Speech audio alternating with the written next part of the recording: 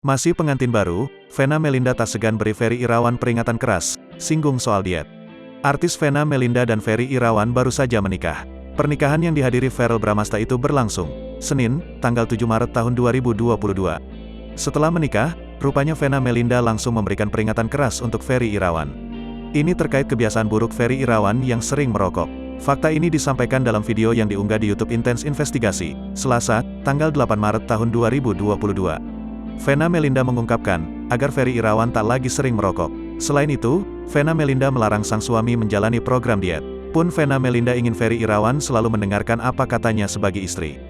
Jangan kebanyakan ngerokok, nggak boleh diet-diet, dengerin apa kata Mena, kata Vena Melinda. Kendati demikian, Vena Melinda turut memanjatkan harapan untuk Ferry Irawan.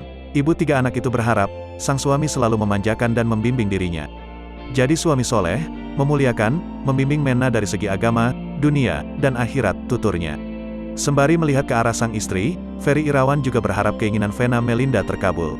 Insya Allah, doain mudah-mudahan Abi bisa menjadi imam, tandas Ferry Irawan. Kepala rumah tangga yang baik, bapak yang baik, menjadi pelindung bagi keluarga. Menjadi